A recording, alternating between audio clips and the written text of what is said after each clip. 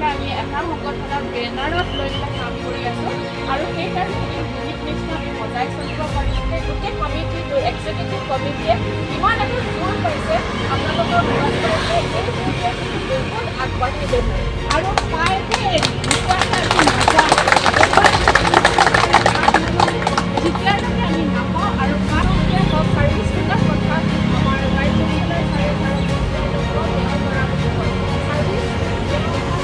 যিখিনি কাম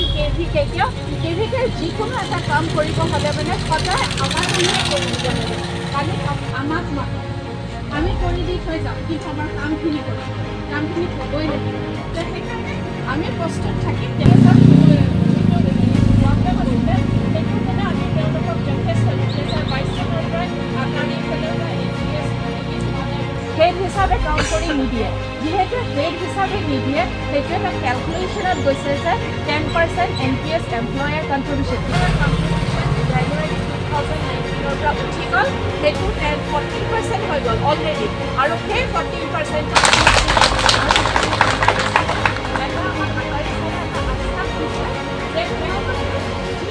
অসম কৃষি বিশ্ববিদ্যালয়ৰ এটা অভিন্ন অংগ কৃষি বিজ্ঞান কেন্দ্ৰসমূহৰ বিৰুদ্ধে আমাৰ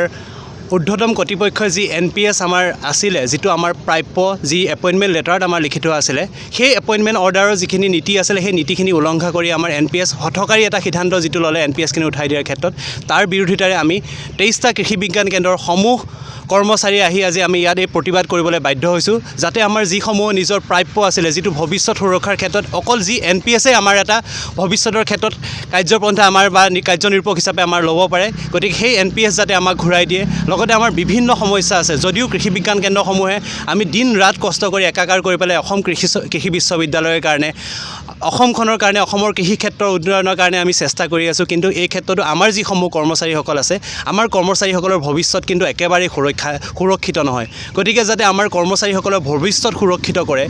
আমাৰ কৰ্মচাৰীসকলৰ যিসমূহ প্ৰাপ্য আছিলে আজিলৈকে 15-20 বছৰ হৈ গ'ল বহু সংখ্যক কৰ্মচাৰী তেওঁলোকে আজিলৈকে নিজৰ প্ৰমোশ্যন যিখিনি পাব লগা আছিলে সেইখিনি ঘূৰাই তেওঁলোকে পোৱা নাই আমাৰ বকেয়া ধনৰাশিৰ কাৰণে আমি সদায় কষ্ট কৰিব লগা হয় ইউনিভাৰ্চিটিৰ ওচৰত আহি পেলাই অথৰিটিৰ ওচৰত আহি পেলাই সদায় আমি দাবী তুলিব লগা হয় এই সমূহ সমস্যা যাতে আমাৰ অনতিপলমে আমাৰ সমাধান কৰি দিয়ে আৰু কৃষি বিজ্ঞান কেন্দ্ৰসমূহত যাতে এটা সুস্থিৰ পৰিৱেশ এটা গঢ়ি তোলে কাম কৰিবৰ কাৰণে যাতে এটা পৰিৱেশ আমাক সৃষ্টি কৰি দিয়ে গতিকে সেই বিনম্ৰ অনুৰোধ ৰাখি পেলাই আমি অসম কৃষি বিশ্ববিদ্যালয়ৰ ঊৰ্ধ্বতম কৰ্তৃপক্ষৰ ওচৰত আমি আহি পেলাই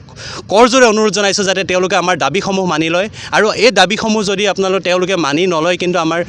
কৰ্মচাৰীসকল বহি নাথাকিব তেওঁলোকে বিভিন্ন কাৰ্যপন্থা হাতত ল'বৰ কাৰণে চিন্তা কৰিছে আৰু ভৱিষ্যতেও যেতিয়ালৈকে আমাৰ প্ৰাপ্যসমূহ ঘূৰাই নাপাওঁ আমি সম্পূৰ্ণ গণতান্ত্ৰিক পদ্ধতিৰে আমি নিজৰ দাবীসমূহ আমি আগলৈ আগবঢ়াই লৈ যাম যেতিয়ালৈকে তেওঁলোকে আমাৰ দাবীসমূহ সম্পূৰ্ণৰূপে পূৰণ নকৰে আৰু এইখিনি ক্ষেত্ৰত আমাৰ যথেষ্টখিনি ক্ষোভো আছে ক'ব লগা বহুত আছে বহুকেইজন কৰ্মচাৰী ইতিমধ্যে আমাৰ মাজৰ পৰা হেৰাই গ'ল কিন্তু তেওঁলোকৰ ক্ষেত্ৰতো আমি এতিয়ালৈকে একো এটা বস্তুৱে তেওঁলোকক ডেথ বেনিফিট সম্পৰ্কীয় একো